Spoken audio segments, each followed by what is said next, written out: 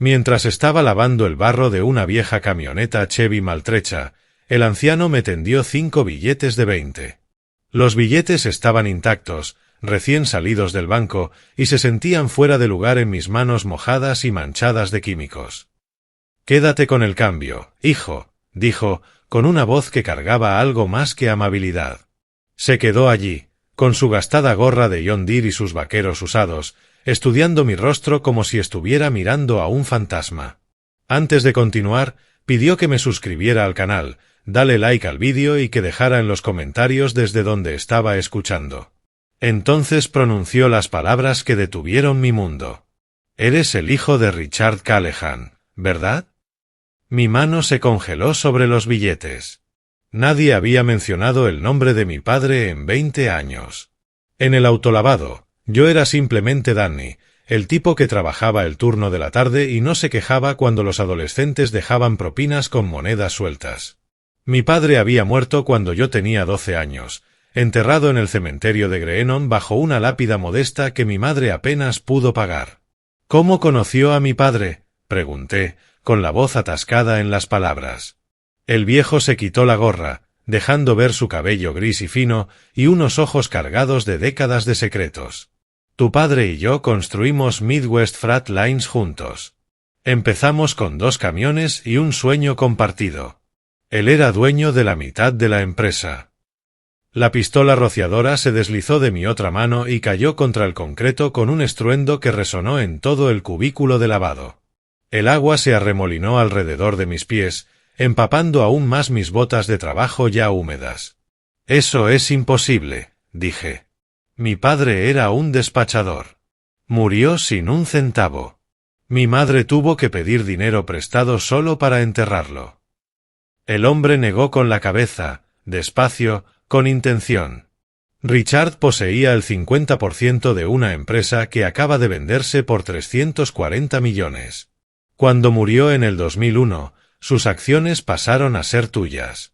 Has sido millonario desde que tenías 12 años, Danny. Y alguien se aseguró, maldita sea, de que nunca lo supieras. Mis piernas parecían a punto de ceder. Me apoyé en el costado de la Chevy para mantenerme en pie. «¿Quién es usted?» «Walter Drummond. Fui el socio de tu padre y su mejor amigo. Llevo esperando 20 años para tener esta conversación». Sacó su teléfono y me mostró un artículo de noticias fechado la semana anterior. El titular decía, «Midwest Freight Lines adquirida por IMA Logistics por 340 millones». «Esto tiene que ser un error», dije. Aunque, incluso mientras pronunciaba las palabras, algo en mi pecho sabía que no lo era. La expresión de Walter se ensombreció y miró alrededor del autolavado vacío como si buscara testigos.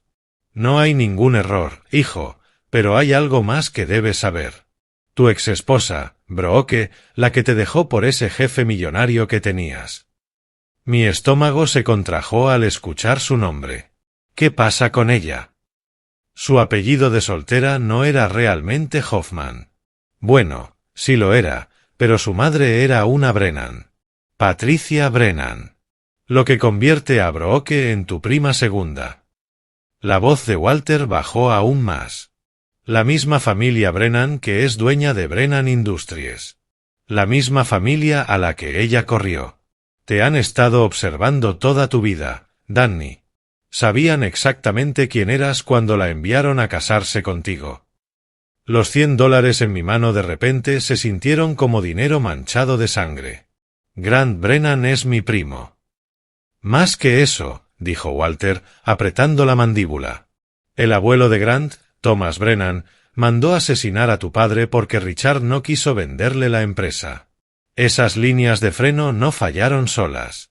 Tengo 20 años de pruebas guardadas en una caja fuerte, junto con grabaciones que tu padre hizo antes de morir. Él sabía que iban a por él. El dueño de la Chevy tocó la bocina, impaciente por el trabajo que había dejado a medias. Pero no podía moverme. Me quedé allí, en ese cubículo de lavado, con el agua corriendo por todas partes, sosteniendo 5 billetes de 20 mientras descubría que toda mi vida había sido una mentira. Mataron a mi padre, dije, con una voz plana, sin emoción, como si mi cerebro no pudiera procesar la magnitud de lo que estaba escuchando. Y luego enviaron a Brooke para asegurarse de que nunca descubriera lo del dinero. Walter asintió. Han estado jugando a largo plazo, Danny. Manteniéndote pobre, manteniéndote agradecido por las obras, manteniéndote lejos de la verdad. Pero ahora me estoy muriendo. Tengo cáncer, y no pienso presentarme ante tu padre en la otra vida sin haber arreglado esto. El dueño del autolavado, Mike, salió de la oficina. Danny, tenemos clientes esperando. Walter metió la mano en el bolsillo y sacó una tarjeta de presentación. M.C. Kenna and Associates, mi abogado, ¿puedes irte ahora mismo? Estoy en medio del turno. Hijo, dijo Walter, apoyando su mano en mi hombro. Vales 130 millones después de impuestos.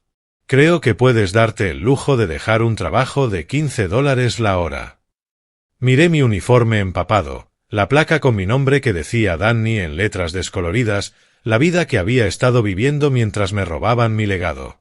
Luego miré a Walter Drummond, ese hombre moribundo que había mantenido una promesa hecha a mi padre durante 2 décadas. Déjeme marcar mi salida, dije. Mientras caminaba hacia la oficina para decirle a Mike que había terminado, Walter me llamó desde atrás. Danny, hay algo más. Tu padre te dejó una carta. La he mantenido a salvo todos estos años. Quería que la leyeras cuando supieras la verdad. Me detuve y me giré. ¿Qué dice? Los ojos de Walter brillaron con lo que parecían lágrimas. Que te amaba, que lo sentía y que sabía que este día llegaría. 6 meses antes, yo era gerente de cuentas en Brennan Industries, ganando 48.000 al año y creyendo que me iba bien. Cada mañana me despertaba a las 6:30 en nuestro alquiler de 2 habitaciones en el lado norte de Columbus, me duchaba con el agua manchada de óxido que nunca se calentaba lo suficiente, y preparaba café en la misma máquina que Brooke y yo habíamos recibido como regalo de bodas hacía 5 años. Brooke aún dormía cuando yo salía, su cabello castaño rojizo extendido sobre la almohada, un brazo estirado hacia mi lado de la cama aunque yo ya no estuviera. Le daba un beso en la frente, cuidando de no despertarla, y me dirigía a mi Honda Civic del año 2015, con la luz del motor encendida que no se apagaba sin importar cuántas veces lo llevara a reparar. El trayecto a Brennan Industries tomaba 35 minutos si había suerte con el tráfico, 45 si había obras en la 2 y la 70. Escuchaba la radio deportiva y bebía mi café en un vaso térmico que decía el mejor esposo del mundo, un regalo de San Valentín que Brooke me había dado 3 años antes, cuando aún lo sentíamos de verdad. Mi cubículo estaba en el 3er piso, 7ª fila hacia atrás, entre Janice, que masticaba chicle demasiado fuerte, y Tom, que calentaba pescado en el microondas todos los viernes. Tenía una foto de Brooke y yo en las cataratas del Niágara en mi escritorio, ella riéndose por algo que yo había dicho en aquellos tiempos en los que todavía podía hacerla reír. Junto a eso, un balón antiestrés con forma de globo terráqueo y un calendario motivacional que mi madre me había regalado con frases como el éxito es un viaje, no un destino.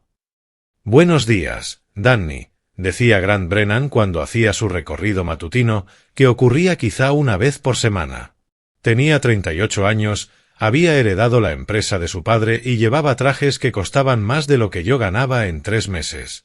¿Cómo va la cuenta de Peterson? La cerré ayer, señor Brennan, le respondía. Extensión de contrato por 3 años. Bien, muchacho. Sigue así. Y seguía caminando, olvidándose de mi existencia antes de llegar al siguiente cubículo. Brooke trabajaba como coordinadora de eventos en Elite Kitchens, en el centro. Había empezado allí hacía 2 años. Decía que era su trabajo soñado, organizar galas y eventos corporativos para las empresas más adineradas de Columbus. A veces Brennan Industries contrataba a su empresa, y ella volvía a casa emocionada hablando de los aperitivos o de los arreglos florales que costaban más que nuestro alquiler. Tienes que ver cómo vive esta gente, Danny, decía mientras cenábamos. Usualmente algo sencillo que yo recogía en Gianteagle de camino a casa. La casa de Grant Brennan tiene una piscina interior. Interior, Danny, en Ohio. Estamos bien, le decía yo. Aunque bien era estirar demasiado la definición. Después del alquiler, los pagos del coche, los préstamos estudiantiles y la contribución al asilo de mi madre, nos quedaban quizá $200 al mes si éramos cuidadosos. Mi hermana Melody acaba de comprar una casa de 4 dormitorios en Upper Arlington, replicaba Brooke, empujando la comida en su plato. Su marido Kyle abrió su propia consultora. Solo tiene 35. Bien por Kyle, decía yo, tratando de no sonar resentido. No estoy comparando, insistía ella, aunque claro que lo hacía. Solo pienso que podrías hacer más. Pedir un aumento. Aplicar en otro lugar. Mostrar un poco de ambición. La verdad era que yo sí creía ser ambicioso. Me había criado sin nada después de la muerte de mi padre. Mi madre, Eleanor, trabajó en 2 empleos solo para mantenernos. Yo empecé a trabajar a los 14, acomodando productos en Kroger, ahorrando cada centavo para la universidad. Saqué mi título en la universidad nocturna mientras trabajaba a tiempo completo en un almacén. Tener un trabajo de oficina, un sueldo estable, seguro de salud que cubría la mayoría de las cosas, eso para mí ya era haberlo logrado. Cada domingo conducía hasta el Gentle Oaks Care Center para visitar a mi madre. La demencia había empezado 3 años atrás, inicio temprano, dijo el médico. A veces me reconocía. A veces me llamaba Richard y preguntaba por los camiones. Los camiones están bien, mamá, le decía, sin entender a qué se refería, pero siguiéndole la corriente porque eso parecía calmarla. Bien. Tú y Walter trabajaron muy duro por esos camiones. No dejes que nadie se los quite.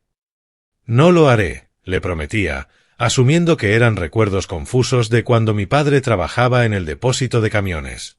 El asilo costaba $3,800 al mes. El seguro cubría una parte.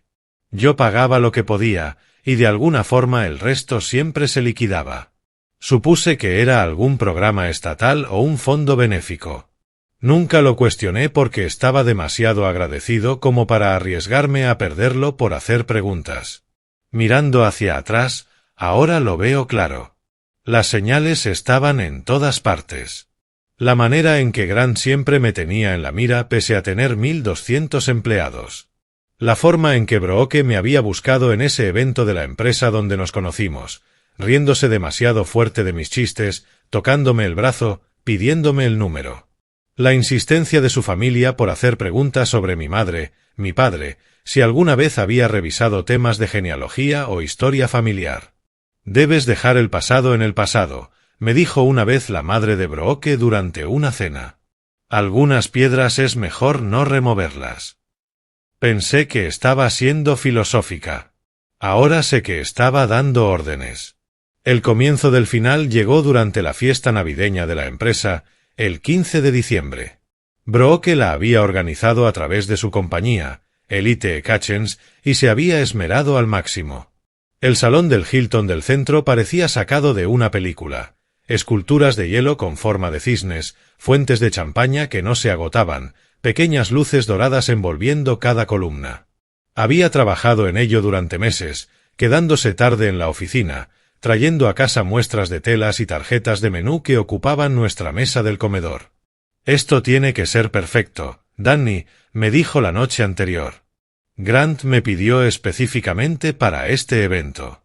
Esto podría cambiarlo todo para nosotros. Esa noche llevó un vestido rojo que nunca le había visto. Cuando le pregunté, me dijo que Elite Kitchens le había dado un presupuesto de vestuario para el evento. El vestido se ajustaba a su cuerpo a la perfección, y los pendientes de diamante brillaban cada vez que movía la cabeza. No pregunté por ellos porque temía la respuesta. Grant Brennan entró usando un smoking que probablemente costaba más que mi coche, y la sala entera pareció inclinarse hacia él como planetas orbitando al sol. Iba saludando, estrechando manos, golpeando espaldas, jugando al anfitrión encantador. Cuando llegó a nosotros, su mano se quedó demasiado tiempo sobre el hombro desnudo de Brooke. «Trabajo magnífico, Brooke», dijo, trazando un pequeño círculo con su pulgar sobre su piel. «Todo está absolutamente perfecto». Gracias, señor Brennan, respondió ella. Pero no lo llamó señor Brennan como lo hacía yo. Su voz tenía otra cosa. Algo íntimo. Yo estaba allí, sosteniendo 2 copas de champaña mientras hablaban sobre esculturas de hielo y opciones de catering, observando su mano en el hombro de ella, observando cómo Brooke se inclinaba hacia su toque apenas un poco, lo suficiente para que cualquiera más no lo notara, pero un esposo sí. La fiesta siguió. Hablé con compañeros de trabajo, comí camarones que seguramente costaban $20 la libra, y observé a mi esposa y a mi jefe desde distintos puntos del salón. Se buscaban. Una y otra vez. Él rellenaba su copa sin que ella se lo pidiera. Ella se reía de algo que él decía, la cabeza echada hacia atrás, la mano rozando brevemente su pecho. Parecen amistosos, dijo Tom, de contabilidad, siguiendo mi mirada. Ella organizó la fiesta, expliqué. Aunque no estaba seguro de a quién intentaba convencer. Cerca de las 11, no pude encontrar a Brooke. Revisé el salón, el vestíbulo, incluso la llamé. Nada. Un camarero mencionó haberla visto dirigirse al estacionamiento con alguien. El estómago se me volvió plomo mientras atravesaba el aire helado de diciembre hacia el garaje, mi aliento convirtiéndose en nubes frente a mí. Los encontré junto a su Lamborghini. No se estaban tocando, pero estaban demasiado cerca. La clase de cercanía que ocurre justo antes o justo después. El lápiz labial de Brooke estaba corrido. «Danny», dijo al verme, con la voz plana, sin intentar sonar sorprendida ni culpable. «Estábamos discutiendo los eventos del próximo año», dijo Grant, ajustándose el moño. «¿En el estacionamiento?», dije. Mi voz sonaba extraña, como si perteneciera a otra persona. «Había demasiado ruido dentro», dijo Brooke, cruzándose de brazos, quizá por el frío o quizá por mi mirada. Los miré a ambos. A esas 2 personas que pensaban que yo era lo bastante ingenuo como para creerles. «Me voy a casa». «Danny, espera», llamó Brooke. Pero no me siguió. 2 semanas después, el 2 de enero, llegué temprano a casa con lo que parecía una gripe. Me dolía la cabeza, tenía la garganta en carne viva, y Mike me había mandado a casa desde mi turno de mediodía en Brennan Industries. Aparqué en la entrada y vi el Lamborghini blanco de Grant en mi lugar. Me quedé sentado en mi Honda durante 1 minuto entero, el motor encendido, tratando de procesar lo que veía. Tal vez estaba dejando trabajo para que Brooke lo revisara. Tal vez había un evento urgente que necesitaba planificación. Tal vez seguía en la oficina, delirando por la fiebre en mi escritorio. Pero lo sabía. Igual que lo había sabido en la fiesta de Navidad. Igual que probablemente lo había sabido durante meses, aunque me negaba a reconocerlo. Entré por la puerta de mi propia casa como un desconocido. Ellos estaban en la sala, sentados en el sofá que habíamos comprado juntos en Value City Furniture, ese por el que discutimos porque Brooke quería cuero, pero solo podíamos permitirnos tela. La camisa de Grant estaba desabrochada. Los zapatos de Brooke estaban en el suelo. «Danny», dijo Brooke, sin levantarse de golpe, sin entrar en pánico, simplemente ajustándose la falda con calma, como si hubiese interrumpido una reunión de trabajo. «Se supone que deberías estar en el trabajo». «Estoy enfermo», dije. Aunque, de pronto, me sentía perfectamente bien, perfectamente lúcido. Grant abrochó su camisa con la eficiencia casual de un hombre que ya había sido descubierto antes y volvería a serlo, y a quien eso no le importaba en absoluto. «Callahan», dijo, como si nos cruzáramos en el pasillo de la oficina. «Deberías revisar tu correo». Mi correo. Notificación de despido. Reestructuración. Tu puesto ha sido eliminado. Tomó su chaqueta del sillón, mi sillón favorito, donde veía los partidos de los Browns y me quedaba dormido con libros sobre el pecho. Con efecto inmediato. Seguridad tendrá tus cosas empaquetadas para el lunes. Pasó a mi lado. Me dio una palmada en el hombro como si me consolara por una muerte en la familia, y se marchó. Su colonia quedó flotando en mi casa, marcando territorio. Brooke se levantó, alisó su falda y se dirigió a nuestro dormitorio. La seguí, vi cómo sacaba una maleta que ni sabía que teníamos, cómo doblaba la ropa con precisión mecánica. —¿Cuánto tiempo? —pregunté. —¿Importa? No me miró, solo siguió doblando, empacando, borrándose de nuestra vida. —Para mí sí importa. Se detuvo, se volvió y, por primera vez en meses, realmente me miró. Desde septiembre, desde que empezó a planear aquella fiesta y se dio cuenta de que estaba ayudando a alguien más a vivir la vida que ella creía que merecía. Yo te amaba, dije, odiando cómo ese tiempo pasado ya sonaba definitivo. El amor no paga las facturas, Danny. El amor no compra casas, ni coches, ni futuros.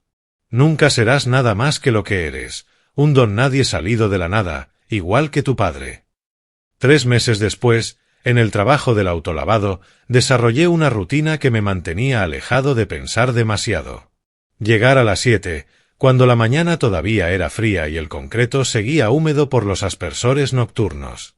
Revisar los niveles de jabón, probar las hidrolavadoras, contar la caja. Para las 7:30 llegaban los primeros clientes, normalmente contratistas camino a sus obras, con las camionetas cubiertas del barro del día anterior. Express Wash en la ruta 23 no era gran cosa, 3 bahías y una sala de espera que olía a café viejo y abrillantador de neumáticos. Mike, el dueño, era lo bastante decente. No hacía preguntas sobre por qué un tipo con un título universitario estaba lavando coches, y yo no le contaba la vida que había perdido. $15 la hora más propinas me permitían pagar mi estudio encima de Bangkok Garden, echar gasolina al Honda y comprar comidas y me limitaba a marcas genéricas. Mis manos habían cambiado en esos 3 meses. Las manos suaves de oficina, que tecleaban correos y movían papeles, ahora estaban ásperas, quemadas por químicos, permanentemente manchadas con grasa que ni el jabón más abrasivo podía quitar. Había perdido 15 libras porque no podía permitirme comer mucho y porque el trabajo era más físico que estar sentado frente a un escritorio. La espalda me dolía constantemente de agacharme sobre las ruedas, estirarme sobre los capós, frotar excrementos de pájaro que parecían soldados en las lunas. «Tú eres ese tipo, ¿verdad?», me preguntó una clienta una vez. Una mujer que me reconoció de Brennan Industries. «Tú trabajabas en cuentas». Persona distinta, mentí mientras me concentraba en sus tapacubos hasta que dejó de hablar. La condición de mi madre había empeorado. Cuando la visitaba los domingos en Gentle Oaks, rara vez me reconocía ya. Hablaba con Richard, mi padre muerto, manteniendo conversaciones completas con el aire mientras yo me sentaba junto a su cama, sosteniéndole la mano. «Los camiones están listos», decía. Walter llamó. «Los camiones están listos». «Eso está bien, mamá», respondía, siguiéndole el juego en el mundo donde ella vivía. Mi tío Jerome había llamado otra vez la semana anterior. «Danny, esto es ridículo. Tienes un título. Ven a trabajar conmigo a Dayton. Te empiezo en 20 la hora». «Estoy bien», insistía yo. Aunque bien se había vuelto una palabra sin significado. «No estás bien. Estás lavando coches. Tu exesposa aparece por todo Instagram con ese imbécil rico. Y tú estás lavando coches». Tenía razón. Cometí el error de mirar las redes sociales de Brooke una vez, ella y Grant en una playa de Turks and Caicos. Ella y Grant en una gala benéfica. Su Tesla nuevo. Sus joyas nuevas. La vida que ella siempre quiso, comprada con dinero que debería haberle provocado náuseas gastar. Ese martes empezó como cualquier otro. Cielo gris, amenaza de lluvia, la temperatura rondando los 45 grados Fahrenheit, uno de esos días de marzo en Ohio que te hacen olvidar que se supone que la primavera está por llegar. Yo estaba en la caja y Carlos se encargaba del lavado cuando un viejo Buick entró rodando. El óxido devoraba los guardabarros, el silenciador colgaba tan bajo que raspó contra la rampa de entrada. El conductor salió despacio, como si le dolieran las articulaciones. Llevaba una gorra John Deere que había visto mejores décadas y unos vaqueros con desgaste auténtico, no de esos prerrotos del centro comercial. Tendría unos 75 años, con un rostro curtido por el trabajo al aire libre y arrugas ganadas, no decorativas. Lavado completo, hijo, dijo, dándome un billete de 20 doblado en un cuadrado perfecto. Pase a la bahía 2, le indiqué. Ahora voy. Agarré la hidrolavadora y empecé por las ruedas, como siempre, trabajando hacia arriba. El Buick estaba en peor estado de cerca. El óxido había devorado partes de los paneles traseros y el techo de vinilo se estaba pelando como piel quemada por el sol. Pero por dentro estaba limpio, cuidadosamente mantenido, con uno de esos aromatizantes con forma de pino colgando del espejo y un rosario enrollado alrededor. El anciano no esperó dentro, como la mayoría. Se quedó en la bahía, observándome trabajar, las manos en los bolsillos, los ojos siguiéndome con una intensidad que me incomodó. «Me recuerdas a alguien», dijo por encima del ruido del agua. «Me lo dicen mucho», respondí, sin ganas de charla. La gente siempre creía que me parecía a su sobrino, al hijo de un vecino, a alguien de su iglesia. «Richard Callahan», dijo. El nombre me golpeó como agua helada. Apagué la hidrolavadora, el silencio repentino llenando la bahía. Ese era mi padre. El anciano se quitó la gorra, dejando ver su cabello gris y fino, acomodado hacia atrás con una mano nudosa. Sus ojos, noté ahora, eran de un azul brillante y agudo, no nublados por la edad como esperaba. Vaya, seré condenado. Eres Danny. El pequeño Danny Callahan. ¿Lo conozco?, pregunté, aunque nada en él me resultaba familiar. No lo recordarías. Era solo un niño la última vez que te vi, quizá 5 o 6 años, corriendo por la oficina de tu padre, jugando con camiones de juguete mientras nosotros trabajábamos en contratos. Extendió su mano. Walter Drummond. Tu padre y yo éramos socios. Le estreché la mano automáticamente. Su agarre era más fuerte de lo que esperaba. ¿Socios en qué? Mi padre era despachador en una empresa de transporte. El rostro de Walter cambió, algo entre tristeza y rabia cruzó fugazmente sus facciones. ¿Eso fue lo que te dijeron? ¿Eso fue lo que te dijo Eleanor? Eso era lo que él era, respondí, a la defensiva, protegiendo la memoria de mi padre aunque apenas tenía recuerdos que defender. Hijo, tenemos que hablar. Walter miró alrededor de la bahía vacía y luego volvió a mirarme. Pero antes, déjame preguntarte algo que me ha inquietado durante 15 años. Los gastos del asilo de tu madre en Gentle Oaks rondan los 3.800 al mes. ¿Alguna vez te has preguntado quién paga la diferencia entre lo que tú puedes cubrir y lo que realmente cuesta? La pregunta me dejó sin aire. Siempre había asumido que existía algún programa, alguna ayuda, algún sistema que yo no entendía. Medicare. Walter negó con la cabeza, despacio. Yo he estado pagando esas facturas desde que Eleanor entró allí. Le hice una promesa a tu padre la semana antes de que muriera. Él sabía que algo podía pasarle. Me pidió que cuidara de ustedes si ocurría. ¿Por qué harías eso por un despachador? Porque Richard Callahan no era solo un despachador, Danny. Era mi socio en Midwest Freight Lines. Construimos esa empresa desde cero. 2 camiones y un sueño compartido. Tu padre era dueño del 50% de un negocio que acaba de venderse por 340 millones. La oficina legal de M. Kenna & Associates ocupaba el 3er piso de un edificio en Powell que no se parecía en absoluto a los lugares donde, en las películas, los millonarios hacen negocios. No había un vestíbulo de mármol, ni una asistente ejecutiva ofreciéndonos agua con gas, solo una sala de espera sencilla con revistas de hacía un año y un dispensador de agua que burbujeaba cada pocos minutos. Patricia M. Kenna debía tener unos 50 años. Vestía un sencillo traje azul marino y llevaba las gafas colgadas de una cadena alrededor del cuello. Su despacho era caos organizado, cajas de archivo apiladas contra la pared, documentos desbordando los escritorios y una pizarra llena de fechas y nombres unidos por líneas rojas, como el sueño de un conspiranoico. Llevo 20 años esperando esta reunión, dijo, sacando una carpeta gruesa marcada como Callahan, Midwest Freight en rotulador negro. Tu padre fue mi primer cliente cuando empecé a ejercer. Yo tenía 28 años, recién salida de Ohio State, y él entró con Walter para que lo ayudara a estructurar su sociedad. Extendió documentos uno tras otro sobre la mesa de juntas, cada uno marcado con pestañas de colores y notas escritas con letra precisa. Actas de constitución de 1995, registros bancarios, contratos con empresas de transporte. Y en cada uno, la firma de mi padre. Richard M. Callahan, 50% propietario. Empezamos con 2 camiones, explicó Walter, levantando una fotografía descolorida de la carpeta. Mostraba a él y a mi padre, jóvenes ambos, frente a un Peterbilt rojo con Midwest Freight Lines pintado en la puerta. Mi padre estaba sonriendo, con un brazo alrededor de los hombros de Walter. Tu padre había estado ahorrando durante años. Yo tenía algo de dinero heredado.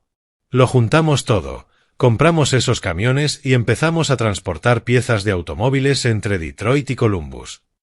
Patricia sacó un libro contable, sus páginas amarillentas por el tiempo. Para el año 2000, tenían 300 camiones, 42 contratos de distribución y unos ingresos anuales de 60 millones. Tu padre valía aproximadamente 15 millones en papel cuando murió. «¿Entonces dónde quedó todo?», pregunté, apenas pudiendo sacar la voz. «Aquí es donde esto se complica», dijo Patricia. Sacó otra carpeta, esta marcada como Brennan, litigación 2001-2004 en tinta roja. El apellido de soltera de tu madre era Brennan. Su padre, Thomas Brennan, era dueño de Brennan Logistics, que luego se convirtió en Brennan Industries. Llevaba años intentando comprar Midwest Freight. Me mostró varias cartas de oferta, todas rechazadas. Cada rechazo venía seguido de propuestas más agresivas. La última, fechada 2 semanas antes de la muerte de mi padre, ofrecía 20 millones. Richard rechazó todas las ofertas, dijo Walter. Sabía que Thomas era corrupto, sabía que ese dinero venía de conexiones con la mafia de Cleveland. Tu padre estaba construyendo algo limpio, algo legítimo. No se lo vendería. Patricia colocó un informe policial sobre la mesa. 15 de octubre de 2001. El camión de Richard Callahan salió de la Ruta 33, cerca de Lancaster. Fallo de la línea de freno. Transportaba vigas de acero. El peso y la velocidad le dejaron sin oportunidad. Pero aquí está lo que la investigación oficial no vio, dijo Walter, sacando su teléfono. Reprodujo una grabación de audio. Era ruidosa, pero lo suficientemente clara. La voz de mi padre llenó la sala. Más joven de lo que yo recordaba, pero indudablemente suya. Walter, si algo me pasa, no será un accidente. Thomas Brennan vino a mi casa anoche. Me dijo que vendiera o mi familia sufriría. Estoy grabando todo. Instalé cámaras en la oficina. Si vienen por mí, habrá pruebas. Patricia me mostró fotografías mejoradas de una cámara de seguridad. Este es el matón de Thomas Brennan en el camión de tu padre la noche antes del accidente. Aquí está debajo del vehículo durante 37 minutos. Aquí lo ves marchándose con lo que los forenses confirmaron más tarde que era fluido de frenos en la ropa. Me temblaban las manos. Han tenido esto durante 20 años. Intentamos usarlo, dijo Patricia. Pero Thomas Brennan tenía jueces, comisionados de policía e incluso senadores estatales en el bolsillo. Cada vez que presentábamos un caso, lo desestimaban. La evidencia desaparecía. Los testigos se retractaban. Luego Thomas sufrió un derrame en 2010 y su hijo tomó el control, hasta que finalmente pasó todo a Grant. Grant lo sabía, dije. Walter asintió. Toda la familia lo sabía. Pero esto es lo que realmente me revuelve el estómago. Danny, no solo te robaron la herencia, querían asegurarse de que jamás la buscaras. Patricia sacó otra foto. Era reciente, de un evento social. Grant Brennan con smoking, y a su lado, una mujer a la que reconocí de inmediato como la madre de Brooke. Patricia Brennan Hoffman, dijo la abogada. La hija de Thomas. La madre de Brooke. Han estado planeando esto durante años, Danny. Cuando empezaste a trabajar en Brennan Industries, entraron en pánico. Te acercaste demasiado. Así que enviaron a Brooke. El matrimonio fue planeado. Cada parte de él. Mantenerte controlado. Mantenerte distraído. Hacerte creer que eras afortunado por tener un trabajo normal y una esposa bonita. Pero luego Brooke realmente se enamoró de Grant. La codicia superó la lealtad familiar. Walter volvió a sacar su teléfono y me mostró un artículo reciente. La semana pasada, finalmente vendí Midwest Freight a IMA Logistics, 340 millones. La mitad de tu padre, después de impuestos y gastos, suma aproximadamente 130 millones. Patricia deslizó un cheque por la mesa. Páguese a la orden de Daniel Richard Callahan, 10 millones. Esta es la distribución inicial, dijo. El resto se transferirá una vez que se complete la venta. Pero Danny, hay más. Con la evidencia que tenemos, se están presentando cargos criminales. El FBI lleva años construyendo un caso rico contra los Brennan. El asesinato de tu padre es la pieza que les faltaba. Miré el cheque, todos esos ceros, mi nombre encima de ellos. ¿Y mi madre? ¿Ella lo sabe? La expresión de Walter se suavizó. Eleanor sabía que Richard tenía algún tipo de negocio, pero no los detalles. Él la mantenía al margen para protegerla. La demencia apareció antes de que pudiéramos contarle la verdad. Pero ella sigue hablando de los camiones, dije. Menciona tu nombre, Walter. Alguna parte de ella lo sabe. Tal vez, dijo Walter. O tal vez lo amó lo suficiente como para aferrarse a cualquier fragmento, incluso sin entenderlo. Patricia se inclinó hacia adelante. Danny. Grant Brennan y su padre van a ir a prisión. Tu esposa, o mejor dicho, tu exesposa, lo perderá todo. La fortuna de la familia se construyó sobre crimen y la están confiscando por completo. No solo estás obteniendo justicia. Estás recuperando todo lo que ellos creyeron haberte robado. Eso fue hace 6 semanas. El cheque se hizo efectivo en 3 días. Y lo primero que hice fue volver a Express Wash con un cheque de caja por $200,000. Mike estaba en su oficina revisando los libros, probablemente tratando de averiguar cómo lograr la nómina. Quiero comprar el autolavado, dije, colocando el cheque sobre su escritorio. Se rió. Luego vio que no estaba bromeando y después vio el monto.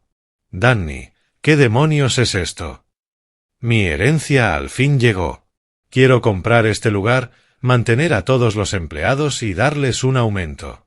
Tú puedes retirarte a Florida como siempre dices. Mike me vendió el negocio por 150 y añadió su camioneta como extra. Le di a Carlos, quien llevaba trabajando allí 12 años, un ascenso a gerente y le dupliqué el sueldo. Cada empleado recibió un aumento de $5 por hora y un seguro médico que por fin cubría cosas reales. La segunda cosa que hice fue mudar a mi madre a Riverside Private Care, el mejor centro de cuidados para la memoria en Ohio. Su habitación daba a un jardín donde podía ver a los pájaros en los comederos. En sus días buenos, cada vez menos frecuentes, me tomaba la mano y sonreía.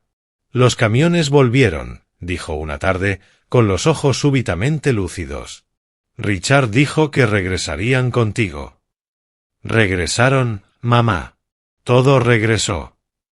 Les tenía tanto miedo a mi familia, susurró. Decía que eran víboras en la hierba. Debí escucharlo. Debí protegerte. Tú sí me protegiste, le dije. Me mantuviste lejos de ellos todo el tiempo que pudiste. El juicio penal comenzó el mes pasado. Grant Brennan, esposado, apareció en la portada del Dispatch. El FBI había congelado todos los activos de Brennan Industries. 40 años de lavado de dinero, crimen organizado y asesinatos. Todo estaba saliendo a la luz. Thomas Brennan, de 91 años y en silla de ruedas, fue llevado a la corte para enfrentar los cargos por el asesinato de mi padre. Brooke me llamó desde un número desconocido hace 2 semanas. Danny, por favor. Necesito ayuda. Me lo han quitado todo. Mis cuentas están congeladas. Ni siquiera puedo pagar un abogado. ¿Lo sabías? Pregunté. ¿Sabías quién era yo cuando te casaste conmigo? No sabía lo del asesinato, Danny. Te lo juro. No sabía que mataron a tu padre. Pensé que solo era por dinero. ¿Solo por dinero? ¿Te casaste conmigo para mantenerme lejos de mi herencia? Hubo silencio en la línea, luego un sollozo. Yo sí te amé al principio. Antes de que me dijeran quién eras. Ese primer año, antes de saber que era real. Nada entre nosotros fue real, Brooke. Estoy viviendo con mi hermana, durmiendo en su sofá. La chica que iba a tenerlo todo ahora está pidiendo dinero para comida. ¿Estás feliz? Ya no soy nada relacionado contigo, dije, y colgué. Walter murió el martes pasado a las 4 de la madrugada. Su hija Nora me llamó, dijo que él había estado pidiéndome al final.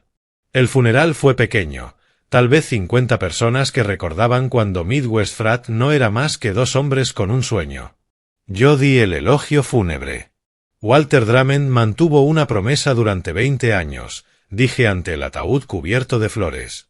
Podría haber conservado todo el dinero. Nadie lo habría sabido.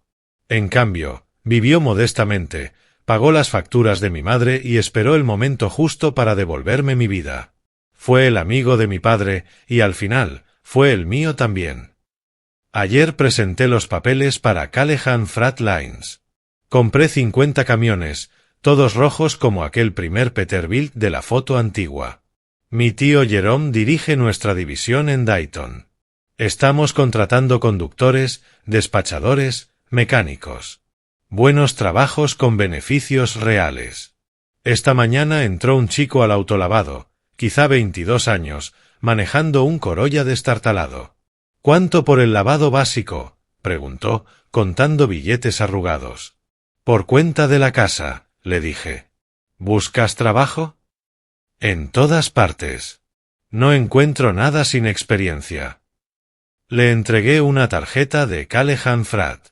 Estamos contratando despachadores. 60.000 para empezar. Beneficios completos. No necesitas experiencia. Nosotros te entrenamos. Sus ojos se abrieron enormemente. ¿Hablas en serio? Todo el mundo merece una oportunidad para ser algo, dije mientras se marchaba. Me quedé de pie en la bahía donde Walter me encontró, donde mi vida cambió con 5 billetes de 20 y la verdad. El sol de la tarde atrapó las gotas de agua en el concreto, convirtiéndolas en pequeños arcoíris. De un don nadie a alguien en 6 semanas. Pero, en realidad, siempre había sido alguien. Mi padre se había asegurado de eso. La carta que me dejó, la que Walter guardó tantos años, era sencilla. Danny. Si estás leyendo esto, entonces Walter cumplió su promesa y la verdad al fin es tuya. Siento no haber podido estar allí para verte crecer. Siento las mentiras que fueron necesarias para mantenerte a salvo. Pero no siento haber construido algo real, algo que ellos no pudieron corromper. Tú siempre fuiste mi mayor logro. No la compañía, no el dinero. Tú. Lo que hagas con lo que te dejo, hazlo honestamente. Construye algo que importe. Sé el hombre al que ellos le temieron. Con amor, papá. Mañana colocaré la primera piedra del Instituto Técnico Conmemorativo Richard Callahan, entrenamiento gratuito para jóvenes que salen del sistema de acogida y que quieran aprender conducción de camiones, mecánica o logística. Mi padre construyó algo desde la nada y lo asesinaron por ello. Pero no pudieron destruir lo que construyó, y no pudieron destruir lo que dejó en mí. La verdad sobre el dinero es que solo es papel, hasta que haces algo con él. La verdad sobre la venganza es que la mejor es una vida bien vivida. Y la verdad sobre empezar de nuevo es que, a veces, no estás empezando de cero. Estás empezando, por fin, desde el lugar en el que siempre debiste estar. Mi nombre es Danny Callahan. Mi padre fue Richard Callahan. Él no fue un don nadie, y yo tampoco lo soy. Y si esta historia te resultó interesante, si te hizo pensar en los secretos que podrían estar ocultos en tu propia familia o en las personas que podrían estar alejándote de tu verdad, entonces deja un comentario aquí abajo.